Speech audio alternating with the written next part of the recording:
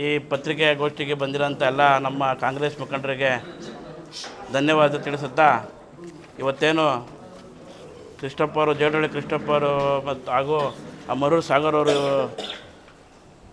ಪತ್ರಿಕಾಗೋಷ್ಠಿ ವಿರೋಧವಾಗಿ ಇವತ್ತೇನು ನಾವು ಎಲ್ಲ ಮುಖಂಡರುಗಳು ಸೇರಿ ಅದು ವಿರೋಧವಾಗಿ ಏನು ನಾವು ಪತ್ರಿಕಾಗೋಷ್ಠಿ ಸೇರಿದ್ದೀವಿ.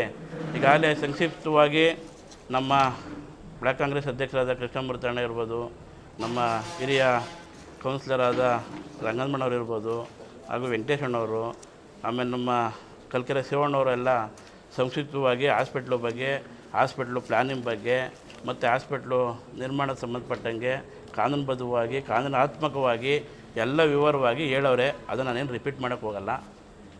ಈಗ ಕೃಷ್ಣಪ್ಪನವರು ಬಂದು, ಮರೂರು ಸಾಗರ್ ಅವರು ಬಂದು ಯಾರೋ ಒಂದು 20 ಜನ ಸೇರಿಸ್ಕೊಂಡು ಇಲ್ಲಿ ಒಕ್ಕಲೆ ಬಿಡಿಸೋ ಕೆಲಸ ಮಾಡೋಕ್ಕೆ ಹೋಗಬಾರ್ದು ಅಂತ ಹೇಳೋಕ್ಕೆ ಇಷ್ಟಪಡ್ತೀನಿ.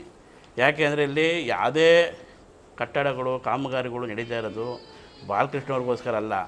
ಈ ಮಾಗಡಿ ತಾಲೂಕಿನ ಮತದಾರರು ಜನಕ್ಕೋಸ್ಕರ ಸಾರ್ವಜನಿಕರ ಹಿತದೃಷ್ಟಿಯಿಂದ ಅಭಿವೃದ್ಧಿ ಮಾಡಬೇಕು ಅನ್ನೋ ಚಿಂತನೆಯಿಂದ ಮಾಡ್ತಿರೋಂಥ ಕೆಲಸ. ಯಾವುದೋ ಬಾಲಣ್ಣ ಮನೆ ಕಟ್ಕೊಳ್ಳೋಕ್ಕೋ, ಬಾಲಣ್ಣ ಯಾವುದೋ ಲೇಔಟ್ ಮಾಡ್ಕೊಳ್ಳೋಕ್ಕೋ, ಬಾಲಣ್ಣಗೆ ಯಾವುದೋ ವೈಯಕ್ತಿಕವಾಗಿ ಯಾವುದೋ ಉಪೇಕ್ಷತೆ ಇಲ್ಲ. ಸಾರ್ವಜನಿಕರ ಸ್ವತ್ತು ಸಾರ್ವಜನಿಕರ ಹಿತದೃಷ್ಟಿಯಿಂದ ಅಭಿವೃದ್ಧಿ ಮಾಡಬೇಕು ಅನ್ನೋ ಉದ್ದೇಶದಿಂದ ಅಂತೇಳಿ ಅಭಿವೃದ್ಧಿ ಮಾಡ್ತಾವ್ರೆ. ಹಾಸ್ಪಿಟ್ಲು ಬೇಕಾಗಿರೋದು ಕೃಷ್ಣಮೂರ್ತಣ್ಣಂಗೆ ಅಲ್ಲ. ಕೃಷ್ಣಮೂರ್ತಣ್ಣ ಬಾಲಣ್ಣ ಹೇಳ್ದಂಗೆ ಸುಗುಣ ಹಾಸ್ಪಿಟ್ಲಲ್ಲೋ, ರಾಮಯ್ಯ ಹಾಸ್ಪಿಟಲೋ, ಅಪೋಲೋ ಹಾಸ್ಪಿಟಲೋ ಹೋಗಿ ತೋರಿಸ್ಕೊತಾರೆ.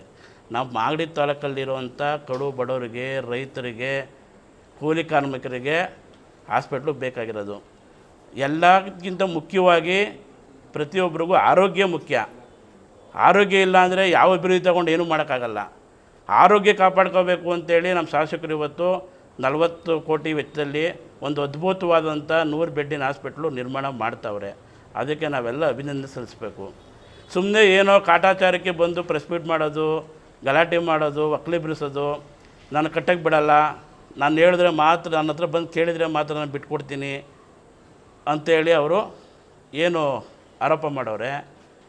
ಇದು ಸಾರ್ವಜನಿಕರ ಆಸ್ತಿ, ಸರ್ಕಾರಿ ಆಸ್ತಿ, ಯಾರಪ್ಪನ ಮನೆ ಸೊತ್ತಲ್ಲ, ಯಾರು ಜಸ್ಟಿಸ್ ಅಲ್ಲ. ಯಾರೋ ಬಂದು ನನ್ನ ಹತ್ರ ಬಂದು ಕೇಳ್ಕೊಂಬಿಟ್ರೆ ನಾನು ಬಂದು ಮಾಡೋಕ್ಕೆ ಬಿಟ್ಬಿಡ್ತೀನಿ, ಇಲ್ಲಾಂದರೆ ಮಾಡೋಕ್ಕೆ ಬಿಡಲ್ಲ, ಅಲ್ಲಿ ಕಟ್ಟಬೇಕು, ಕಟ್ಟಂಗಿಲ್ಲ, ಕಟ್ಟಕ್ಕೆ ಬಿಡಲ್ಲ ಅನ್ನೋ ಹಕ್ಕು ಯಾರಿಗೂ ಇಲ್ಲ. ಈ ಭಾರತ ಸಂವಿಧಾನದಲ್ಲಿ ಎಲ್ಲರೂ ಕೂಡ ಮಾತಾಡೋ ಹಕ್ಕೈತೆ, ಎಲ್ಲರಿಗೂ ಕೇಳೋ ಹಕ್ಕೈತೆ. ಆದರೆ ಕಾನೂನಾತ್ಮಕವಾಗಿ ಸಂವಿಧಾನಬದ್ಧವಾಗಿ ಕಾನೂನಾತ್ಮಕವಾಗಿ ಕೇಳೋ ಹಕ್ಕದು ಬಿಟ್ಟರೆ ಕಾನೂನು ವಿರೋಧವಾಗಿ ಕೇಳೋವಂಥ ಹಕ್ಕು ಯಾರಿಗೂ ಇಲ್ಲ, ಯಾರೂ ಕೊಟ್ಟೂ ಇಲ್ಲ. ಯಾರು ಇಲ್ಲೇನು ಜಸ್ಟಿಸ್ ಅಲ್ಲ. ಯಾರೋ ಬಂದು ಇಲ್ಲಿ ಬಂದು ಟೇಬಲ್ ಹಾಕೊಂಡು ಟೇಬಲ್ ತಟ್ಟಕ್ಕಾಗಲಿ, ಅಲ್ಲಿ ಕಟ್ಟಿ ಇಲ್ಲಿ ಕಟ್ಟಿ ಅಂತೇಳಿ ವಾದ ವಿವಾದ ಮಾಡೋಕ್ಕೆ ಯಾರು ಜಸ್ಟಿಸ್ ಅಲ್ಲ. ಇಲ್ಲಿ ಬೇಕಾಗಿರೋದು ಹಾಸ್ಪಿಟ್ಲು ಮುಖ್ಯವಾಗಿ ನಮ್ಮ ತಾಲೂಕಿನ ಜನತೆಗೆ, ಬಡವರಿಗೆ, ಕೂಲಿ ಕಾರ್ಮಿಕರಿಗೆ ಬೇಕು. ಕೃಷ್ಣಮೂರ್ತಣ್ಣವರು, ಜೇಡಳ್ಳಿ ಕೃಷ್ಣಮೂರ್ತಣ್ಣವರು ಮರೂರು ಸಾಗರ್ ಎಷ್ಟು ದಿವಸ ಮಾಗಡಿ ಹಾಸ್ಪಿಟ್ಲಿಗೆ ಬಂದಿದ್ದೀರಾ, ಸರ್ಕಾರಿ ಹಾಸ್ಪಿಟ್ಲಿಗೆ ಬಂದಿದ್ದೀರಾ? ಎಷ್ಟು ದಿವಸ ನೀವು ಹಾಸ್ಪಿಟ್ಲಿಗೆ ತೋರಿಸಿದ್ದೀರಾ? ಯಾವುದಾದ್ರು ಅಡ್ಮಿಷನ್ ಮಾಡಿರೋ ಚೀಟಿ ಇದ್ದರೆ, ರೆಸಿಪ್ಟ್ ಇದ್ದರೆ ತೋರಿಸಿ. ನಿಮ್ಗಲ್ಲಪ್ಪ ಬೇಕಾಗಿರೋದು, ಈ ತಾಲೂಕಿನ ಜನಗೆ 2.5 ಲಕ್ಷ ಜನ ಜನಸಂಖ್ಯೆ ಇದ್ದೀವಲ್ಲ, ಆ ಜನಕ್ಕೋಸ್ಕರ ಬೇಕಾಗಿರೋದು ರೈತರಿಗೆ, ಬಡವರಿಗೆ, ಕೂಲಿ ಕಾರ್ಮಿಕರಿಗೆ ಹಾಸ್ಪಿಟ್ಲು ಬೇಕಾಗಿರೋದು. ಯಾವುದೋ ನಿಮ್ಮ ಆಸ್ತಿಲಿ ಬಂದು ಹಾಸ್ಪಿಟ್ಲ್ ಕಟ್ತಾಯಿಲ್ಲ, ನಿಮ್ಮ ಸೊತ್ತಲ್ಲ ಅದು. ನೀವು ಹೇಳೋ ರೈಟ್ಸ್ ಇಲ್ಲ, ನೀವು ಜಸ್ಟಿಸ್ ಅಲ್ಲ. ನೀವು ಹೇಳಿದ್ದೀರಾ ಮರ ಕಡಿಬಾರ್ದು ಅಂತ ಹೇಳಿದ್ದೀರಾ, ಕೆಂಪೇಗೌಡ ಸ್ಥಳಾಂತರ ಮಾಡಬಾರ್ದು ಅಂತ ಹೇಳಿದ್ದೀರಾ, ಸ್ಥಳಾಂತರ ಗೌರವಯುತವಾಗಿ ಮಾಡಿ ಅಂತ ಆದೇಶ ಮಾಡಿದೆ. ಮರ ಕಡಿಬಾರ್ದು ಅಂತ ಹೇಳಿ ಅಪೀಲ್ ಹೋಗಿದ್ದೀರಾ, ನೀವು ಕಾನೂನು ಮೊರೆ ಹೋಗಿದ್ದೀರಾ. ಕಾನೂನುಬದ್ಧವಾಗಿ ಮರ ಕಡೀರಿ ಅಂತೇಳಿ ನ್ಯಾಯಾಲಯ ಡೈರೆಕ್ಷನ್ ನೀಡಿದೆ. ಅದರಂಥ ಅಧಿಕಾರಿಗಳು, ಅರಣ್ಯ ಅಧಿಕಾರಿಗಳು ಇದ್ದಾರೆ, ಅವ್ರು ಕಾನೂನುಬದ್ಧವಾಗಿ ಹರಾಜು ಪ್ರಕ್ರಿಯೆ ಮಾಡ್ತಾರೆ, ಮರ ತೆಗಿತಾರೆ. ಅದಕ್ಕೂ ಬಾಲಣ್ಣಗೂ ಸಂಬಂಧ ಏನೈತೆ? ಬಾಲಣ್ಣ ಏನು ಸರ್ಕಾರದಲ್ಲಿ ಹಣ ಮಂಜೂರು ಮಾಡಿಸ್ಕೊಂಬಂದು ಕಟ್ಟಡ ಕಟ್ಸೋದು ಅಷ್ಟೇ ಕೆಲಸ. ಯಾರೋ ಕಾಂಟ್ರಾಕ್ಟ್ರು ಬರ್ತಾನೆ, ಟೆಂಡರ್ ಆಗಿರ್ತದೆ, ಕಾಂಟ್ರಾಕ್ಟ್ರ್ ಹೋಗಿ ಅರ್ಜಿ ಕೊಡ್ತಾನೆ, ನಮ್ಮ ಕಾಮಗಾರಿಗೆ ಸಮಸ್ಯೆ ಆಗೋದು ಅಂತೇಳಿ ನ್ಯಾಯಾಲಯದ ಆದೇಶ ತೊಗೊಂಡು ಅವರು ಹರಾಜು ಮಾಡ್ತಾರೆ. ಅದು ಹರಾಜು ಪ್ರಕ್ರಿಯೆ ಆದಮೇಲೆ ಕೆಲಸ ಸ್ಟಾರ್ಟ್ ಆಗ್ತದೆ. ಏನು ಬಾಲಣ್ಣ ಮನೆ ಕಟ್ಗಳಿಗೆ ಏನೋ ಮಾಡ್ತಾವ್ರ? ಬೆಂಗಳೂರಿಂದ ಬಂದು ಇಲ್ಲಿ ವಾಸ ಮಾಡಬೇಕು ಅಂತೇಳಿ ನಮಗೆ ಸರ್ಕಾರಿ ಜಾಗ ಬೇಕಪ್ಪ ನನಗೆ ಅಂತಾರೆ, ಮನೆ ಕಟ್ಗಳಿಗೆ ಏನೋ ಮಾಡ್ತಾವ್ರ? ಯಾಕೆ ಇವೆಲ್ಲ ಆರೋಪ ಮಾಡಬೇಕು? ಎಲ್ಲ ಬಂದು ಏಕವಚನದಲ್ಲಿ ಸಿಂಗ್ಯುಲರ್ ಆಗಿ ಯಾರೂ ಕೇಳಲ್ಲ ಅಂತೇಳಿ ಕುತ್ಕೊಂಡು ಟೇಬಲ್ ತಟ್ಬಿಟ್ರೆ ಬಿಡಲ್ಲ. ನಾವು ತಟ್ಟಕ್ಕೆ ರೆಡಿ ಇದ್ದೀವಿ. ನಮ್ಮ ಶಾಸಕರು ಟೇಬಲ್ ತಟ್ಟಕ್ಕೆ ಬಿಟ್ಟಿಲ್ಲ ನೋಡಪ್ಪ. ಕೆಲಸ ಮಾಡೋಣ, ಮಾತಾಡೋರು ಮಾತಾಡ್ತಾ ಇರಲಿ, ಟೀಕೆಗಳು ಸಾಯ್ತವೆ, ಅಭಿವೃದ್ಧಿಗಳು ಉಳಿತವೆ ಅಂತೇಳಿ ಬಾಲಣ್ಣ ಹೇಳ್ಕೊಟ್ರೋದು ನಮಗೆ. ಮರೂರು ಈಗ ಇದು KCP ಅವ್ರದ್ದು ಒಂದು ಆರೋಪ ಮಾಡ್ತೀರಾ. 2019ರಲ್ಲಿ 4/1/2019ರಲ್ಲಿ ಸೋಮೇಶ್ವರ ದೇವಸ್ಥಾನ ಸರ್ವೆ ನಂಬರ್ 201, 208 ಒಂದು 2 ಎಕರೆ 5 ಗುಂಟೆ ಪೈಕಿ 16 ಗುಂಟೆ, ಒಂದು 3 ಎಕರೆ 7 ಗುಂಟೆ, 3 ಎಕರೆ 17 ಗುಂಟೆ ಪೈಕಿ 37 ಗುಂಟೆ KCP ಮಾಗಡಿ ಟು ಸೋಮವಾರಪೇಟೆಗೆ KCP ಭೂಸ್ವಾಧೀನ ಆಗ್ತದೆ.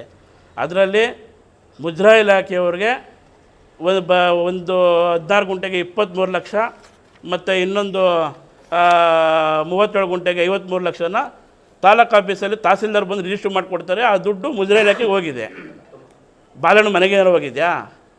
ಅದು ಯಾವಾಗ ಆಗಿರೋದು? 4/1/2019 ಬಾಲಣ್ಣ MLA ಆಗಿರೋದು 2023.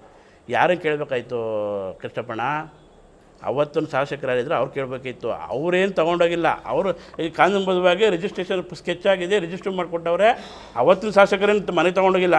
ಅವರು ಸ್ಕೆಚ್ ಆಗೈತೆ, ರಿಜಿಸ್ಟರ್ ಆಗೈತೆ, ಆ ದುಡ್ಡು ಮುಜರಾಯಿ ಇಲಾಖೆಗೆ ಹೋಗಿದ್ದೆ. ತಹಸೀಲ್ದಾರ್ ಬಂದು ರಿಜಿಸ್ಟ್ರ್ ಮಾಡಿಕೊಟ್ಟವ್ರೆ KCP ಅವ್ರಿಗೆ.